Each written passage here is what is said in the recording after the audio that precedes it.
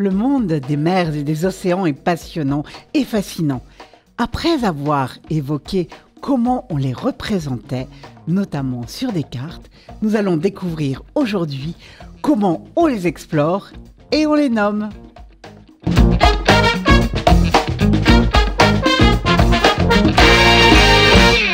Bonjour à toutes et tous. Nous nous retrouvons aujourd'hui pour la deuxième partie de cette 5e émission consacrée aux cartes et en particulier aux espaces marins et aux océans. Et nous retrouvons pour cela le docteur Fabien Brial. Bonjour Fabien. Bonjour.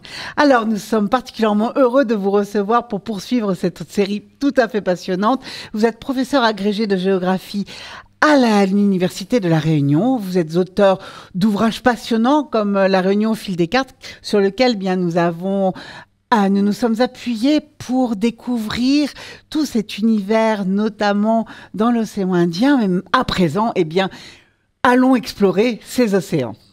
Nous avons découvert dans la précédente émission, comment on représentait la planète et comment on commençait à représenter ces océans. Mais maintenant, vous allez nous expliquer comment on les explore. Tout à fait. Alors, je vous propose de découvrir cette carte, tout d'abord, qui vous montre cet espace qui était l'espace de notre émission précédente et qui tentait donc la cartographie de cette représentation de cet espace qui était le monde connu, le Coumen. Et à partir donc du début du XVIe siècle, les Européens vont se lancer dans des voyages d'exploration qui vont leur permettre de découvrir de nouvelles terres. Et c'est la découverte de ces nouvelles terres, pour des raisons que l'on indiquera peut-être un peu plus tard, qui va leur permettre véritablement de ramener des quantités très importantes d'informations scientifiques sur les distances qu'ils ont parcourues et leur tentative véritablement de la représenter désormais de façon beaucoup plus précise à l'aide d'outils scientifiques, des mathématiques, de la géométrie bien évidemment, mais de moyens désormais beaucoup plus utilisés comme la boussole qui existait depuis longtemps, mais aussi la redécouverte de l'astrolabe, la possibilité d'explorer ce monde et de le représenter de la façon beaucoup plus exacte que précédemment. Donc on a ces royaumes ibériques, l'Espagne et le Portugal, qui vont faire progresser ces savoirs empiriques et stimuler les démarches scientifiques qu'on va avoir à l'époque pour parvenir à une représentation de plus en plus juste de la superficie terrestre. La navigation de cette époque-là, elle fait en quelque sorte le pont entre la redécouverte des savoirs de l'Antiquité, puisqu'on avait vu sur l'émission précédente qu'il y avait une projection de Ptolémée qui permettait d'avoir une représentation beaucoup plus exacte que celle qui était inspirée par les textes religieux, et la Renaissance, avec l'approfondissement finalement des savoirs et des méthodes scientifiques qui va caractériser cette révolution des Lumières qui va arriver un petit peu plus tard. Oui, c'est vrai que là, on se trouve dans une situation complètement différente. Et avec cette époque-là, c'est-à-dire que là, on ne va plus cartographier à partir juste de récits, y compris de récits antiques. Là, on va aussi s'appuyer sur des observations et sur des instrumentations scientifiques comme l'astrolabe, effectivement. Tout à fait. Alors là, il y a donc les parcours des différents voyages, depuis celui de Marco Polo jusqu'à celui de Jean Cabot, Vasco de Gama ou celui de Magellan. Donc on va peut-être les reprendre un petit peu pour arriver à voir les différents océans et comment est-ce qu'ils ont été nommés. Alors vous avez là par exemple un premier travail remarquable sur une carte dite de Cantino, mais qui a été en réalité réalisée par des Portugais. En 1502, Cantino a volé cette carte-là. On en avait parlé dans une émission précédente. C'est la carte sur laquelle apparaît la première mention donc, de Dinamorgabine, de notre île. Et puis vous avez là donc une représentation du monde connu au début du XVIe siècle par les Portugais, donc avec les premières découvertes effectivement de Christophe Colomb, et puis le fait qu'on peut tourner autour de l'Afrique, et puis remonter jusqu'en Inde, et puis aller sur cette Asie du Sud-Est, comme l'ont fait ces Portugais. Mais je vais vous proposer peut-être de le faire dans un ordre un peu plus chronologique, et puis de s'intéresser tout d'abord à la carte dite de Christophe Colomb, et de peut-être de commencer à réfléchir à cette appellation d'océan Atlantique. Cet océan Atlantique, en fait, il a été nommé comme tel par les Grecs, bien avant cette période historique, en raison de la présence. En fait, c'était une région qui était inconnue pour les Grecs. Elle était à l'ouest, en fait, de deux montagnes qui étaient assez importantes, l'une au sud de l'Espagne et l'autre au nord de l'Afrique, donc de part et d'autre du détroit de Gibraltar, donc. Et l'idée, c'était véritablement qu'au-delà de ces colonnes d'Atlas se trouvait un océan Atlantique. Donc, c'est ces montagnes d'Atlas, qui sont toujours d'ailleurs le toponyme qui est donné à ces montagnes d'Afrique du Nord, qui a permis cette dénomination donc de l'océan Atlantique. Or, cette carte dite de Christophe Colomb, elle est divisée en deux parties distinctes. Sur la droite, on a donc une carte moderne pour l'époque qui expose les données réelles avec les découvertes des Portugais le long des côtes de l'Afrique jusqu'au Congo en 1484. Et puis à gauche, cette petite map monde qui est inscrite dans 9 cercles ou sphères qui sont un élément supplémentaire qui permet de plaider en faveur de l'attribution de cette carte aux grands navigateurs parce qu'elle est directement aussi inspirée des représentations que l'on avait auparavant et que l'on a découvert dans l'émission précédente. Alors, le problème de Christophe Colomb, en fait, l'erreur de Christophe Colomb, c'est qu'il a en réalité sous-estimé gravement la distance qui sépare à l'ouest l'Europe de l'Extrême-Orient, puisqu'il va penser qu'il va partir vers une nouvelle route des Indes en traversant cet océan, et il va penser, lorsqu'il va accoster sur ces terres, être arrivé véritablement sur des côtes asiatiques, alors qu'en réalité, il a découvert un nouveau continent. Il mourra d'ailleurs sans jamais avoir su qu'il avait découvert ce continent. Ah oui, tout à fait. Alors ça, c'est véritablement passionnant. C'est vrai que là, du coup, on peut s'apercevoir de la différence entre le monde connu et qu'on commence à bien connaître avec effectivement la progression des savoirs scientifiques, des connaissances scientifiques, avec toutes ces toute la toponymie des côtes africaines et notamment de l'Afrique de l'Ouest que l'on aperçoit sur cette carte. Et puis, bien ce qu'on voyait dans la carte sur laquelle nous avons terminé notre précédente émission, sur la Terra Incognita. Et c'est vrai que là, voilà, on se retrouve face à cette erreur historique qui est une erreur magnifique de Christophe Colomb. Alors, sur la carte suivante, je vous propose donc de voir cette carte de Van Eyck, puisqu'après la thalassocratie portugaise, c'est-à-dire cet immense empire portugais des mers, puisqu'il maîtrisait la totalité de l'océan Indien, les Hollandais sont venus, eux, intégrer très tôt à leur suite et ont contesté donc la puissance portugaise dans cet océan Indien, s'y sont installés, et puis l'océan Indien a véritablement été une mer portugaise sur cette époque. Alors ce nom océan Indien, pour s'intéresser donc à l'histoire du toponyme, en fait il vient du fait que cette étendue d'eau se trouve pendant très longtemps à l'ouest de l'Inde, et donc elle est nommée ainsi lorsque cet océan était parcouru, et il était bien avant que les Européens n'y fassent irruption, notamment par les Arabes qui, descendus d'Arabie, descendaient le long de cette côte pour commercer de l'or, de l'ivoire et des esclaves, aller chercher également de la cotonnade et des soies. Et puis, s'il y avait une redistribution de ces productions venues de l'Asie et un peu moins de l'Afrique sur le continent européen. Et en réalité, les grandes découvertes des Européens, elles tiennent justement à la volonté d'aller eux-mêmes s'approvisionner sur cette Asie qui est fascinante parce qu'elle est source de toutes ces richesses que l'on a en Europe. Et donc, c'est ce qui a amené donc, les Portugais à aller contourner l'Afrique pour aller en Asie et à Christophe Colomb de traverser l'Atlantique pour aller s'approvisionner. Alors, je suis assez étonnée, du coup, c'est véritablement, puisque là, on voit que sur cette carte, il s'appelle l'océan oriental. Tout à fait. Donc, à partir de quand, finalement, on va commencer à parler d'océan Indien, véritablement? Alors, cet océan, il a eu plusieurs noms au fur et à mesure de l'histoire.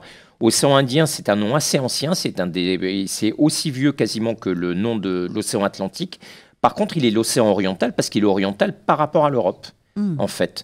Et on verra d'ailleurs que l'océan Pacifique aurait pu aussi s'appeler autrement, justement. Ça dépend de là où se situent l'Orient et l'Occident. Et une fois de plus, c'est parce que ce sont les Européens qui fabriquent les cartes qu'ils se positionnent, eux, sur cet Occident. Et donc, c'est eux qui vont dire ce qui est à l'Orient, donc ce qui est le plus à l'Est pour eux, et de ce qui est à l'Occident. Mais une fois de plus, je le rappelle, une carte, c'est en fait une image statique d'un monde qui tourne en permanence, et donc on est toujours à l'Occident de quelque chose et toujours à l'Orient d'autre chose.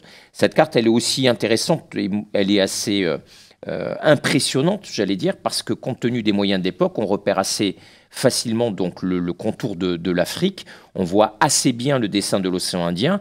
Il y a juste une erreur qui va être levée un peu plus tard, qui est le fait qu'il existe en fait au sud, et on l'avait vu sur les cartes précédentes, sur lesquelles on avait terminé l'émission précédente, sur l'idée que tout au sud, il y avait une terre inconnue qui en fait fermait les océans par une superficie terrestre, avant que, bien plus tard, on arrive à contourner l'Australie. Mais ça, c'est quand même plusieurs dizaines d'années plus tard que l'on arrivera à avoir cette réalité géographique.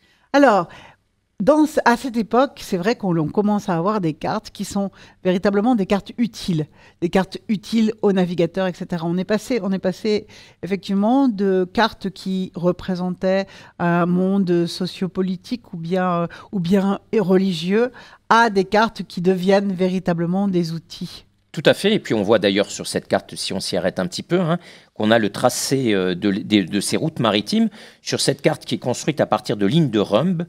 Donc vous voyez, à partir des différentes rosses des vents, on va tirer des traits qui vont permettre à des navigateurs qui vont les utiliser d'arriver à déterminer des caps, véritablement, puisqu'on n'a pas encore la capacité de calculer correctement les longitudes. On arrive approximativement à voir les latitudes, et c'est la raison pour laquelle on a des déformations. Par exemple, sur l'Afrique, on voit très bien cette pointe de l'Afrique australe qui est légèrement déformée.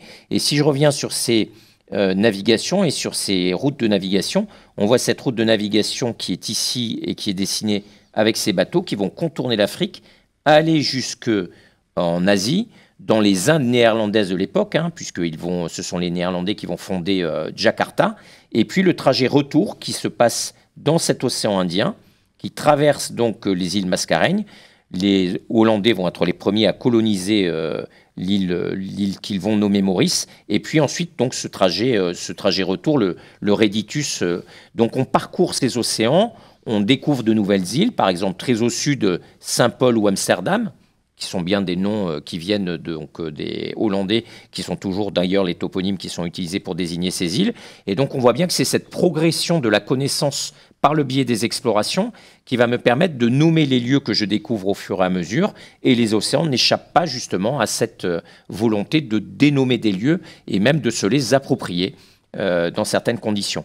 Alors, on se les était appropriés lorsqu'on avait partagé le monde entre les Espagnols et les Portugais, mais l'idée d'une mer libre, une mare liberum, donc totalement libérée de toutes les règles d'appropriation, c'est une idée hollandaise qui apparaît avec Grotius à cette époque-là, qui défend l'idée au profit des Hollandais que ni les Espagnols ni les Portugais ne peuvent s'approprier l'exclusivité du commerce avec les Indes, pour faire simple, et donc que n'importe quelle puissance, à partir du moment où elle en a la capacité, elle peut elle aussi véritablement se lancer dans la conquête de ces espaces, dans la découverte de ces espaces.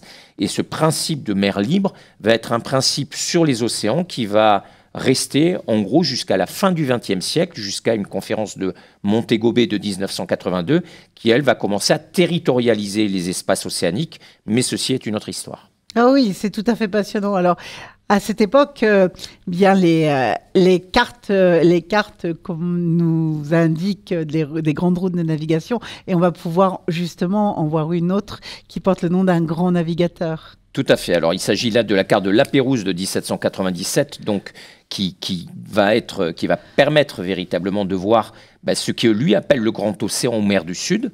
On voit que ce n'est pas l'appellation de Pacifique. L'appellation de Pacifique, c'est lorsque Magellan contourne l'Amérique latine par le détroit qui porte aujourd'hui son nom. Et après avoir contourné cet espace qui est caractérisé généralement par des courants qui sont très violents, par de fortes tempêtes, etc., il voit devant lui une vaste étendue d'eau très calme, et c'est la raison pour laquelle il l'appelle l'océan Pacifique. Mais si le Pacifique avait été abordé par l'ouest, par exemple, le prolongement des routes portugaises de l'époque, eh bien, peut-être qu'on lui aurait donné le nom d'océan oriental, comme celui qu'on donnait à l'océan Indien sur la carte précédente, etc. Donc, on voit que le toponyme, il a une histoire, et que cette histoire, elle n'est pas figée, et que ces toponymes, d'ailleurs, ils peuvent évoluer. Alors, Jean-François Gallo de Lapérouse, en 1797, à la suite de Cook, qui a été le grand explorateur, un des grands explorateurs du Pacifique, puisque les marchandises espagnoles, depuis les Philippines, allaient directement sur ce qu'on appelait la Nouvelle-Espagne avant de repartir en Espagne. Ce trajet-là ne leur a pas permis aux Espagnols de découvrir le sud de l'océan Pacifique, et c'est donc plus tard, au XVIIIe siècle, qu'on va se lancer véritablement dans l'exploration de cela. La carte de ce grand océan Pacifique, il n'a jamais vu la Terre vue du ciel.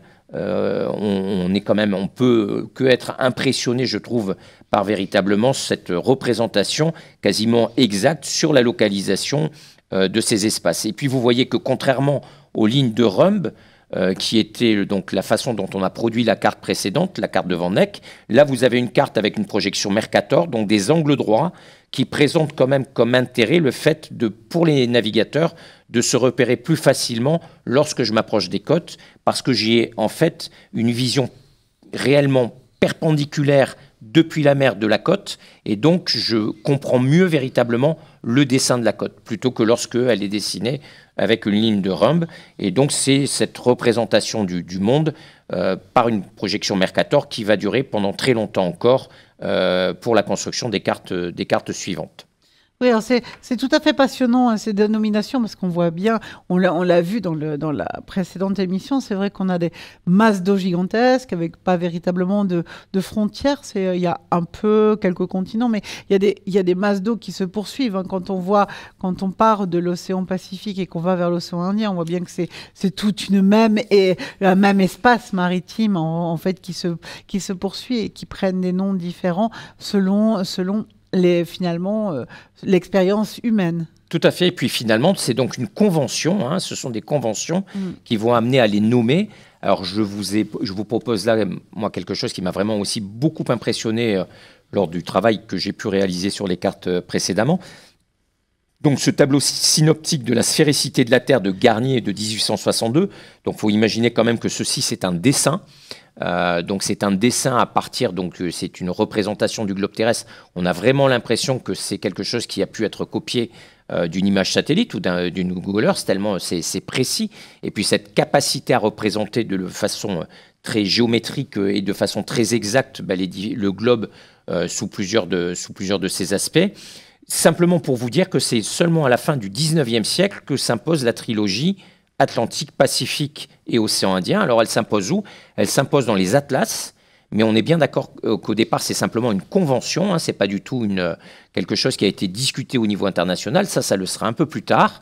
Donc cette trilogie, elle s'impose dans les atlas, elle s'impose aussi dans les guides de voyage qu'on commence à voir, les formulaires administratifs et puis les planisphères. On va enseigner à l'école donc le monde tel qu'on le connaît.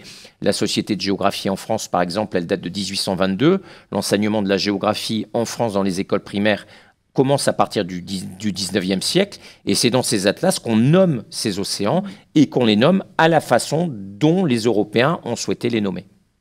Oui, c'est tout à fait passionnant. Alors, là, on est parti sur 3 océans.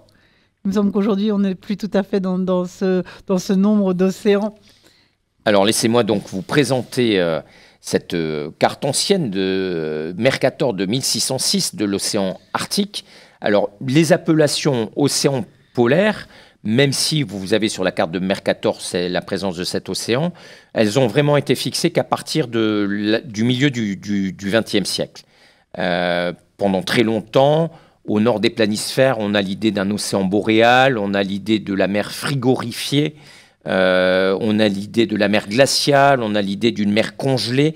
On ne le connaît pas bien. On sait bien évidemment qu'il y avait des hommes qui vivaient à proximité du pôle, mais c'est véritablement quelque chose qui est très inconnu et qui va l'être seulement à partir du XXe siècle. Quant à l'océan Antarctique, son existence, on l'a vu, elle est un peu fantomatique. On pense pendant longtemps que c'est une terre inconnue dont on n'a pas véritablement réussi à délimiter le territoire. Et c'est finalement un continent qui apparaît. Et ce continent, sur la façon dont aujourd'hui on le délimite, on le délimite presque de façon artificielle parce qu'il est délimité par le 60e de latitude sud. Donc on était persuadé qu'il y avait une énorme masse continentale pendant très longtemps. L'idée de la Terre incognita, je veux juste y revenir 2 secondes, c'est parce qu'on pense qu'elle doit être assez lourde pour pouvoir tenir ce monde en équilibre, avec le nord vers le haut, ce qui me permet d'expliquer véritablement que les hommes dans l'hémisphère nord ont la tête en haut, et que la Terre, elle ne se renverse pas. Une espèce de culbuto, si on veut le faire de façon imagée. Et en fait, c'est avec la découverte de Tasman qu'on peut tourner autour de l'Australie. Donc, il n'est pas relié à l'Australie, d'une part. Et avec la loi de gravitation de Newton, qu'on va comprendre que, en fait, la Terre, elle tourne sur elle-même et que même quand on est dans l'hémisphère sud, on a la tête vers le haut, ça dépend de ce qu'on appelle le haut. Et donc, le haut et le bas de l'univers, finalement, ça n'a pas beaucoup de sens lorsqu'on est dans l'espace. Ah oui, c'est tout à fait passionnant. C'est vrai que c'est très étonnant, cette manière de concevoir depuis le début. En fait, quand on voit des cartes très anciennes que nous avons pu faire défiler, c'est vrai que l'équivalent du pôle sud, c'est vrai que ça a toujours été représenté comme une terra incognita, comme avec parfois des petits, d'ailleurs, sur les représentations, on voit des petits bonhommes dessus, etc. Et alors que finalement, l'Arctique, le pôle Nord, est représenté plutôt d'emblée comme un océan. Tout à fait. Alors, ces 2 pôles, ils ont en commun le froid, c'est d'immenses étendues de glace, mais ils sont bien différents en réalité parce que l'Arctique, c'est un océan qui est entouré de continents, alors que l'Antarctique, c'est un continent qui, lui, est entouré d'océans. Et de la même façon, on n'a pas, pour vous montrer véritablement l'importance aussi de ces 2 océans, la Russie, les États-Unis, le Canada ou la Norvège aujourd'hui se disputent autour du cercle polaire arctique. Véritablement, ils se livrent à une concurrence d'un point de vue stratégique. C'est quand même le moyen le plus rapide. On se rappelle par exemple des installations des bases de lancement de missiles du temps de la guerre froide entre l'Union soviétique et les États-Unis de part et d'autre du pôle. On voit qu'il y a la nouvelle route du pôle aussi qui contournerait le Canada par le nord, qui est aujourd'hui un enjeu géostratégique majeur au XXIe siècle. Parallèlement, l'Antarctique, lui, a un statut de territoire international et il est totalement dédié à la recherche scientifique et il ne peut y avoir aucune implantation militaire ou aucune exploitation des ressources naturelles qui puisse y être menée. Donc ces 2 océans-là, ils sont un peu particuliers. Ils sont très importants aujourd'hui dans l'environnement et ils témoignent véritablement du réchauffement climatique, peut-être plus que les autres océans, de façon physique. Et il faut quand même... cet océan Antarctique, d'ailleurs, la Convention de 1928, en fait, va lui donner un autre nom qui est aujourd'hui beaucoup plus utilisé, qui est celui qui est nommé, depuis à peu près une dizaine d'années, on lui préfère maintenant de loin l'idée de océan austral. D'accord. Alors, on va justement voir un petit peu dans l'histoire du XXe siècle la manière de représenter les différents océans avec cette division entre ce qui est aujourd'hui, donc ce qui sont aujourd'hui 5 océans. Voilà, alors on peut discuter du 5e sur l'Antarctique, puisque c'est quand même un continent avant d'être un océan, mais on peut le laisser, si vous voulez, dans l'idée de l'océan Antarctique. Bon, on a donc cet océan Atlantique, océan Indien, océan Pacifique, donc cette trilogie qui date du 19e, à laquelle on a rajouté cet océan Antarctique, et cette division en océans a été reconnue donc en 1928 lors d'une conférence internationale dans le sillage de la Société des Nations avec la création du Bureau hydrographique international, qui est devenu en 1970 l'Organisation hydrographique internationale, qui délimite clairement les océans. Donc c'est eux qui vont véritablement poser les limites que vous avez, qui sont représentées en noir sur cette carte. Vous voyez par exemple que l'océan Indien, il ne va pas réellement jusqu'aux côtes de l'Inde. Vous voyez la délimitation un peu étonnante de l'océan Pacifique sur l'est de l'Australie. Ces délimitations-là, elles ont été posées par l'Organisation hydrographique internationale. Il n'y avait pas pendant très longtemps de découpage et de dénomination officielle. On pouvait utiliser un peu les noms qu'on voulait. Depuis le XXe siècle, désormais, on les utilise. Alors, ceci a des fins économiques, pour les assurances aussi, qui assurent les bateaux qui circulent dans ces océans.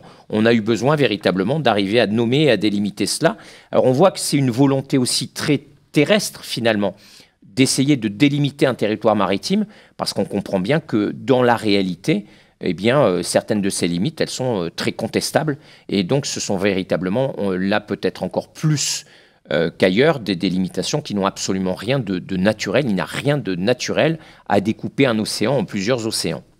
Oui, c'est ce qu'on retrouve aussi parfois sur les territoires qui aujourd'hui ont des frontières qui ne correspondent plus fréquemment à la géographie, à des éléments géographiques forts comme une chaîne de montagnes ou autre. C'est vrai que la délimitation aujourd'hui, des océans comme des pays, des différents pays, sont devenus des choses extraites des représentations typiquement humaines. Tout à fait, ce sont des représentations humaines. Si je prends par exemple cette représentation du monde pour vous proposer de presque conclure cette causerie, sur cette représentation du monde, avec l'idée de représenter exactement par rapport à la superficie réelle les différents États, on est un petit peu perturbé quand on voit cette représentation du monde, parce qu'on n'a pas l'habitude de voir l'Europe déjà en haut à gauche, lorsqu'on est européen ou lorsqu'on est français.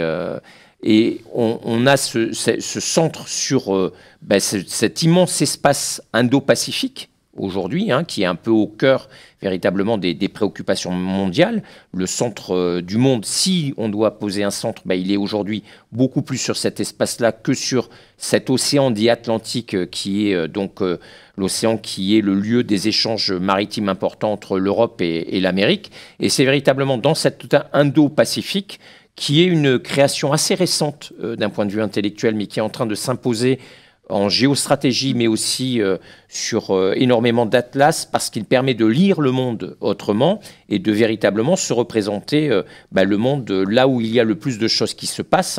Je pense par exemple à la politique maritime de la Chine, avec sa volonté d'expansion territoriale, ou celle de l'Inde, et puis cette volonté de territorialiser ces espaces, ce qui donnera lieu peut-être à une prochaine causerie, mais en tout cas de se rendre compte véritablement qu'on peut représenter le monde de façon différente et que ces formes de représentation, il ne faut pas croire qu'elles sont naturelles, mais elles sont toujours construites et il faut bien se livrer quelquefois à des déconstructions pour arriver à mieux comprendre comment est-ce qu'on a construit sa représentation du monde ou sa représentation de l'autre pour arriver à en tirer peut-être quelques enseignements. Oui, vous avez justement, pour terminer cet exposé, en fait, une construction justement très étonnante.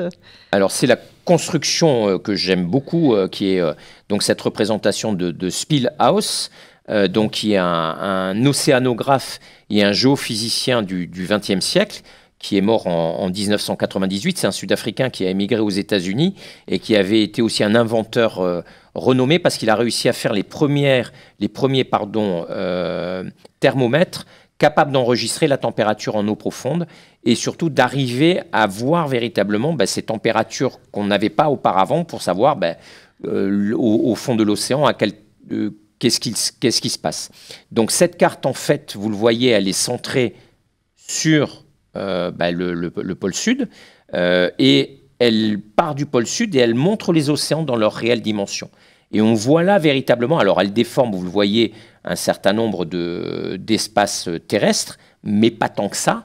Et puis surtout, elle nous montre véritablement la couleur bleue qui domine. Vous l'avez dit au tout début de la première causerie consacrée donc au fait de nommer les océans, que ce sont bien 70% de cette superficie qui sont couvertes par les océans. Donc cette idée, véritablement, l'idée qui est projetée par rapport à cette carte, c'est de véritablement montrer cette importance des océans qui sont certainement pour la Terre l'avenir des prochaines générations. Eh bien, nous allons conclure sur cette carte, cette émission. Je vous propose aussi de passer la diapositive suivante dans laquelle nous allons pouvoir voir un ouvrage sur lequel nous nous sommes basés pour cette émission et les précédentes, qui est votre ouvrage, qui est extrêmement intéressant, qui existe en français et en anglais. Donc, La Réunion au fil des cartes. Et que j'invite bien tous ceux qui nous ont regardés à consulter. En tout cas, je vous remercie infiniment, Monsieur Brial, vraiment de ces extraordinaires évocations des cartes, et tout à fait passionnantes, et en tout cas là sur les océans. Et j'invite bien chacun d'entre vous à nous retrouver très très prochainement sur nos chaînes que vous pouvez consulter à la fois sur notre site unr.unif-réunion.fr, mais également sur notre chaîne YouTube ou sur nos pages Facebook. À très bientôt à toutes et tous.